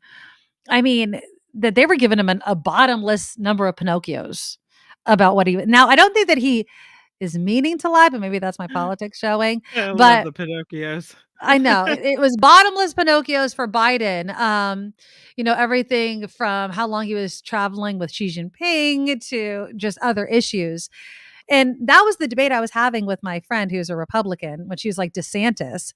And I was like, what has he done for Florida? She's like, not as bad as California. And I love when people say that as if we're dealing with the same things here, but whatever. You cannot convince staunch Republicans to switch parties, just as you can't convince, staunch liberals to do the exact same thing. This message coming in from Linda is interesting. The Republicans are already filing lawsuits to stop counting of mail-in ballots already. Yep. Who doesn't want all the votes to be counted? Republicans don't. They want to be in power, and they don't care if they have to cheat to get there. Because they know that the mail-in ballot is more heavily Democratic. Those are the ones they target. Exactly. But that's so un-American. That is so un-American to not want all the voices to be heard. I don't care what way the election goes. I mean, I do care, but in the scheme of the vote counting and the people voting, no, that's not the issue. The issue is count. Let's make all the voices heard.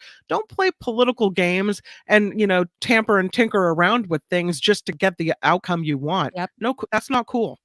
All right. You want to see something that's going to make you happier, though? I do. Okay. So this is Ted Cruz at a championship parade getting booed. Are you happy?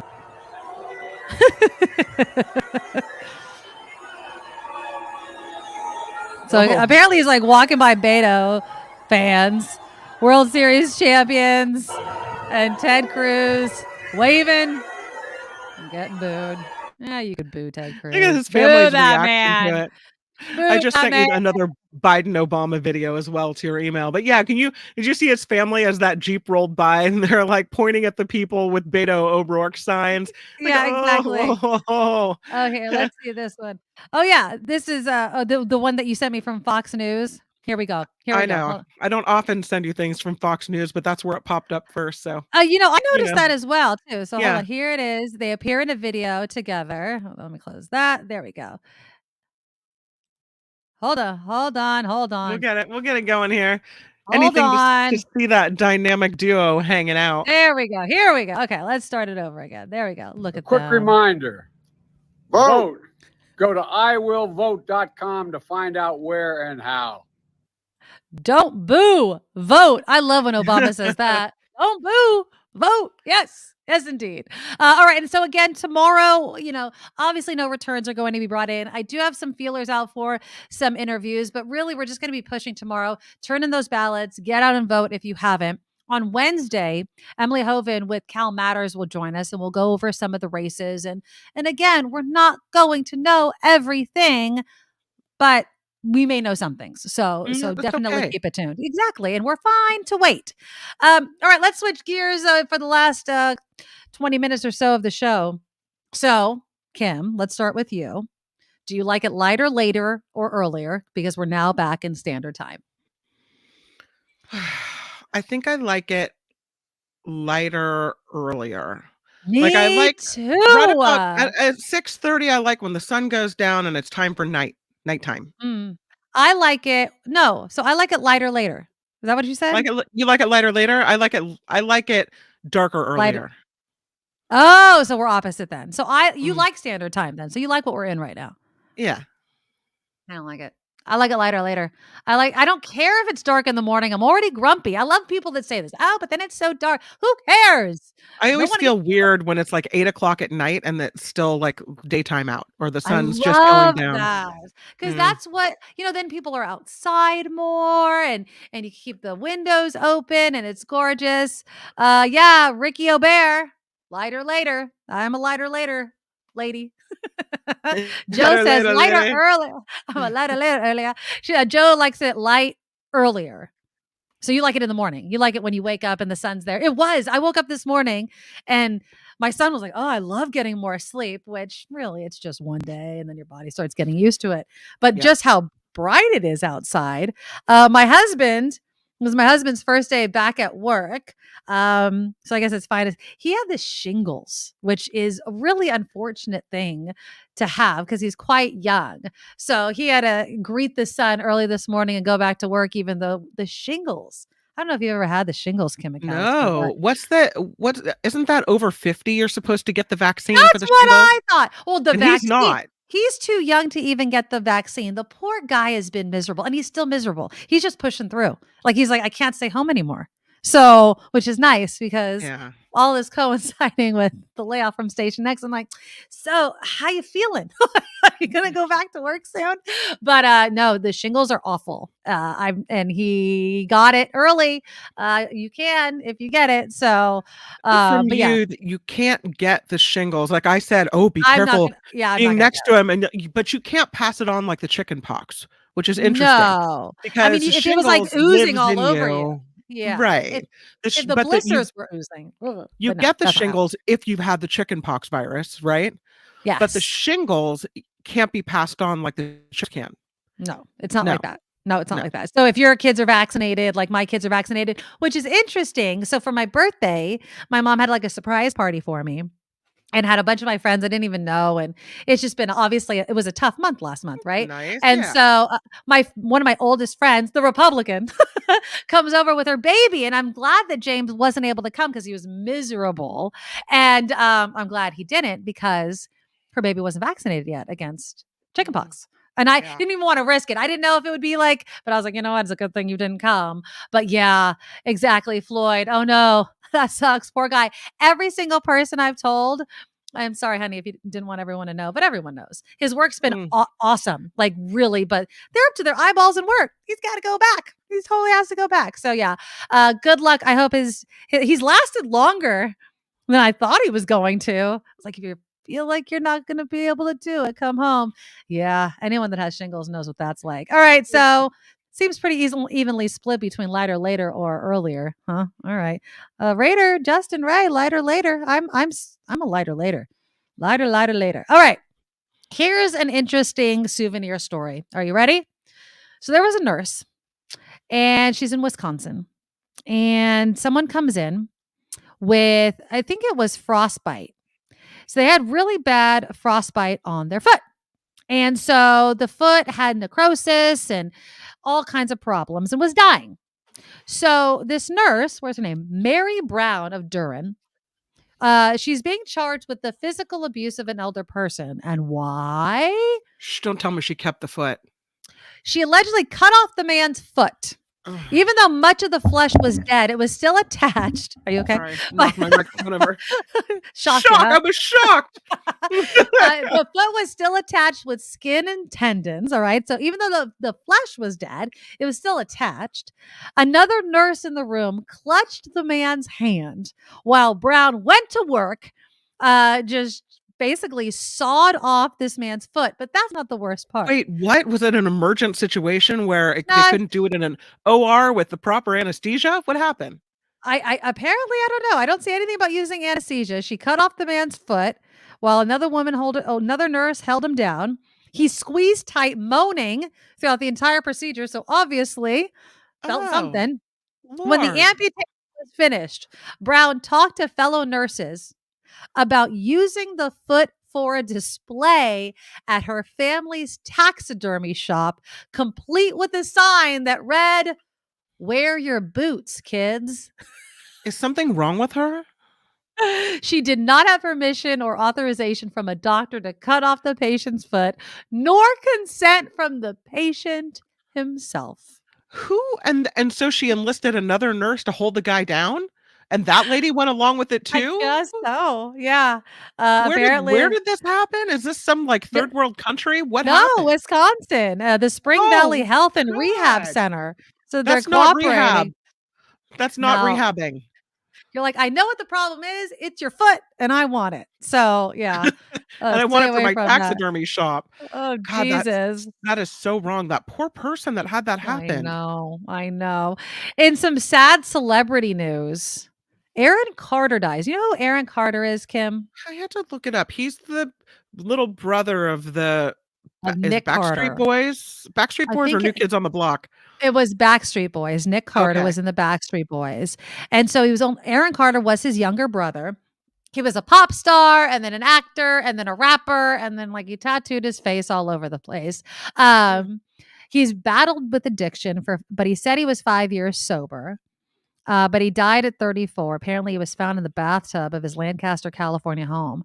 You know, a lot of people have been reacting to this. And one of the main things here, I'll show you a picture just in case people don't quite know who these people are. But here's a picture of now Aaron Carter, the person that passed away, is on the right, and his brother, Nick Carter, who was a part of the Backstreet Boys, is on the left of this picture right here.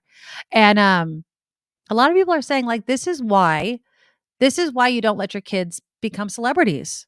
Like, you don't let them have music careers too early in life, because it never, or often, I won't say never, but it often turns out poorly. I think Aaron Carter was also kind of compared to his brother in a lot of ways, and could never really get out of that shadow a little bit. So it's really, really sad. But yeah, found in his bathtub at the age of 34. That's just so sad. Amy Schumer, actress, comedian. She missed the rehearsal for last Saturday Night Live, because of a story we're hearing a lot more of. Her 3-year-old son, was in the emergency room because of RSV. Oh, So, yeah. So basically, she said, I missed Thursday rehearsal when my son was rushed to the ER, admitted for RSV. He's doing much better now. Health officials say it's spreading like wildfire, and their emergency rooms are filling up with kids. Combined with the flu and COVID-19, they are warning about a triple-demic or tridemic. RSV, flu, and COVID. And then Harry Styles, you know I'm up on my Harry Styles news because my daughter is quite the fan. He has toured for 12 years and has never missed a show because of his own health, even during COVID. Never missed a show. Had to reschedule 3 shows recently because he got the flu. So it is going around. Have you gotten your flu shot? Do you get the flu shot? I do get the flu shot, and I have not had mine yet. So I need to Yeah. go get myself situated and Yeah. do the new I have a lot that I need to get done. Yeah. Have your kids ever had RSV? No, knock on wood. No. Has yours? Yeah, my little one, Jacob had it when he was very young, and it was bad. I mean, we had to get a little breathing machine with albuterol so his lungs could open up. Like, it was a bad Right. scene, you know, that affects your breathing. So we had to really closely monitor him. RSV is no fun. No, it is not. No, it is not. And Now, again, you know, you need, if there's there's no vaccine for RSV, but you know, the not yet, flu but and for there is COVID. one coming. Oh, is there? Probably Okay. just developed it. It's in tests right now. And so hopefully there will be one on the horizon. But as of right now, you're correct. Well, and then of course people have to take it. There's no sense in developing a vaccine that nobody wants to take. And so you have to convince people to do that. My daughter has been having some issues, medical issues. And so I've been waiting to get her flu shot until all of her doctors are like, we can add this kind of to her system. And so that's kind of been put off for a bit, but I'm on it because I don't want, God, this is the last thing we need is for the flu to go around this house. We now know who is going to host the 95th Academy Awards, and it is not going to be Chris Rock, who obviously, you remember, got smacked by Will Smith last time. It's going to be Jimmy Kimmel, who I like. I like Jimmy Kimmel as a host. He did it apparently in 2017 and 2018. And so they announced today that Jimmy Kimmel will host once again. Hosting the Oscars is never a good job to have, I don't feel like. I mean, it's one of those things where they're so critical of you unless you like knock it out of the ballpark. And so, but since Jimmy Kimmel's done it a couple of times, I think he knows what he's getting into. And people know what to expect. I you know, with him, although in the past he's been criticized for making some jokes that have been a little bit on the mean side. Well, I mean, yeah, I'm sure he won't be saying anything to freaking Will Smith, although Will Smith's not invited anymore. I think for 10 years he can't go back. Wasn't he the one that laid down during someone's speech recently? Oh, yes, it was the Emmys. Yeah. And it was the writer and actress on Abbott Elementary. I'm brain farting on her name right now. But yeah, he laid down and he was, I think, the first one to bring her on his nightly show, his late night talk show. And so she wasn't offended by it, but people were like, you took her moment, right? You were kind of taking away the moment. And so he apologized and everything. I'm surprised they're not going back to no host Oscars. I mean, remember that kind of got some good reviews, like move it along, people, just move it along, or have everybody just kind of introduce somebody. What was it? Wanda Sykes, Amy Schumer, and somebody else had done there was 3 of them that Regina Hall had all done it together at last year's show. And we know how that turned out. So apparently they're going back to one dude, Jimmy Kimmel, will be hosting the Oscars. Okay. So, what are you watching right now? I have just started binge watching A Friend of the Family. Now, I realized when I started it that I had seen the documentary on this story. The documentary was created in 2017, okay? And it was called Abducted in Plain Sight. This story is insane. So it's about this guy, Robert Berchtold, who's a friend of the family. Now, I forget what town they're in, but they're a friend of the Broberg family. And he ends up, this one guy, not only ends up kidnapping one of their children, Jan, twice, but ends up having a sexual encounter with not only the father of Jan, but the mother of Jan. So, and it's a true story. It starts out with the real Jan introducing it like, thank you for watching. This is on Peacock. So if anybody has it, you can watch it on Peacock. With Jan, the real life Jan, sitting there and basically saying, I know this story sounds crazy, but it was a different time back then. And not, I don't want to give too many spoilers about, the sexual encounters or what happened with Jan, but the ability to manipulate these people, this guy was excellent at. I mean, the stories that he would make up were so elaborate and just kind of, the mental abuse. The guy was married. I think he had 2 or 3 sons of his own. It is just quite the story. So again, if you are looking for something to watch, I highly recommend it. It's called A Friend of the Family. It's a 9-episode miniseries. I'm not caught up yet, but I don't know if it's done. Maybe it is done, but it's on Peacock. I think Peacock is free. I don't think I pay for Peacock. No, you have to pay for Peacock. You do. Do It's not I? free. I had to sign up for it because I wanted to watch Yellowstone. You have to pay for it. Are you sure? Yeah. How much crap am I paying for? AP, my daughter worked on this show. She co-wrote the next to last episode. Wow. All right. And she named the show. Oh, there we go. Yeah, A Friend of the Family. I mean, and then the whole time I'm watching this, I'm always reminded that people always say, oh, it was so much safer back in the day. Remember when it was safer and it's so dangerous now? Not People so were much. naive. People were naive. Like, so I couldn't let my son watch this entire thing because 1, it's not entirely appropriate, but there were a couple parts where he'd like come out from playing his video games or whatever. And I'm yelling at the TV and he's like, what are you yelling about? I'm like, see, this is why you don't fall for this nonsense. Why?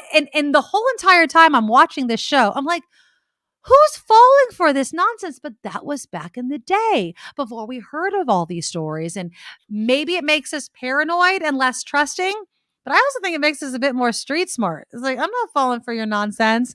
I'm not going to let you just take my kid because you show up and you're like, oh, that your child's going to be so disappointed if I don't take them with me. Tough luck, Buttercup. Like, kick rocks. I don't care. See, Sally says Peacock is free. I don't think I'm paying for it. I have to watch ads. I guess it depends on what service you get it, but I had to pay. I had to pay. I don't know, man. I think you just have to download the app. I think so. Somebody show Kim how to get it for free or share your password for her. All right, just do that. So you know what show I'm watching is this new show with Zoe Saldana called From Scratch, and it's on Netflix. Okay. And it was actually Craig Bauer's wife who suggested it on Facebook. So I clicked on it last night and I'm watching it. And she is this law student that goes to Florence, Italy to study art because that's really what lives in her heart. And it's kind of starts to be this, what looks like it's going to be a cheesy love story, and it's so much more. So, Ooh. and it's a series, and it's called From Scratch on Netflix. It's All good so far. right. It's really good. And I'm like 7 episodes in. Awesome. Okay, I'll put that on the list.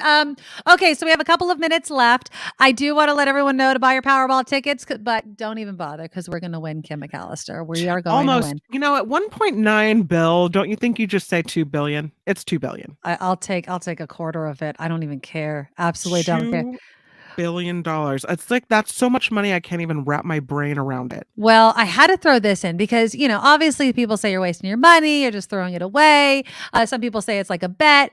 Did you hear about Houston furniture store magnate Jim McIngvale won $75 million because he wagered his hometown Astros would take baseball's World Series, including a $30 million payout from Caesars Sportsbook that the company calls the largest ever at a legal sports betting site. So Mattress Mac is his nickname. He's the founder of Gallery Furniture Chains. He made the wager. He wagered $3 million, 10-1 odds that the Astros would win the World Series, and the team beat the Philadelphia Phillies in Game 6. So And he won 30 million? So he won $75 million on the wagers, including $30 million from Caesars Sportsbook. So he just raked in the dough. So, when you are going to make a bet, you can make that big bet, and that paid off for him. And when you come in to that much money, Kim, you know what you have to do first, right? Well, but don't you think it's so much different than the lottery? Because when you make a $3 million bet, it just showcases that you gotta have money to make money. Absolutely. Right? And you have to manage that money, right? And you have to manage the taxes, and you have to know what to do with all of that. And I think I'm going to give Mattress Max Steve Moskowitz number, because Steve is the guy you should call if you hit the lottery. I'm calling when I win the lottery tonight. When we win the Powerball. That's my first phone call. Yeah. Absolutely. Steve, keep your phone near you, because tonight after 7:00, Kim or myself will be calling you, telling you we've won all of this money. What do we do with it for tax purposes? Because I'm sure other people call you and say, I don't have enough money to pay my taxes, let alone $1 billion or $2 billion in my pocket. True. Most people don't have that extra bill here or there. And remember, Nikki, in business, the first billion is always the toughest. Yeah, isn't it though? I want that struggle, Steve. I'm hoping for that kind of struggle. And I'll be right there with you. All right. But in the meantime, for our viewers and listeners that don't have $1 billion, and they actually didn't even have the money to pay the taxes. Right. First thing we want to see is, do they really owe those or not? Because a lot of times when people don't have the money to pay the taxes, they don't file the returns. And then there's 2 punishments for the return. One, they can put you in prison, but the other punishment is something called an SFR. SFR stands for substitute for return. It means the government makes something up. And oftentimes what they make up is way more than you really owe. Then a collector comes and says, okay, Mr. and Ms. Taxpayer, you owe X number of dollars, pay up or I'm going to take it from you. You say, well, wait a minute. Maybe I don't really owe that $1 zillion you say I do. So the first thing we do is, do you really owe it? And for example, if you haven't filed the returns, we'll file the returns for you. But let's assume we get down to an amount that you do owe. And you say, you know what? I'm still like Napoleon, a little short. I don't have the money to pay my a little tax humor. I don't have the money to pay my taxes. What am I going to do? There's all kinds of good things, like an offer in compromise where you pay only part and they forgive the rest. Remember, there's 3 different ways to qualify. You don't have the income or assets. You're contesting the taxes wrong or be unfair. And there's other things too. We may ask for a penalty abatement. Sometimes the penalties and interest are more than the taxes themselves. Because if you don't file the return, the penalty is 25% of the tax. Plus, if you don't pay it, the penalty goes up every month until you get up to 25%. So now we're up to 50%. Then you put interest on top of that, and we have a situation where your penalties and interest are more than the taxes. So a lot of times we ask them, let's forgive the penalty. We have a good reason why we didn't do what we're supposed to. Let my client go. That could be a big savings. Or paying in monthly installments, or having them leave you alone until you get back on your feet. Maybe something happens, job loss, business went south, whatever. And the bottom line is, in almost all cases, we can do everything for you. But whatever you do, don't stick your head in the sand. because these new 87,000 IRS agents that are coming on board really have to do something, and I don't want them doing it to one of your listeners. Absolutely not. So give Steve a call. He is going to take care of this for you. He's like the doctor for all your tax problems.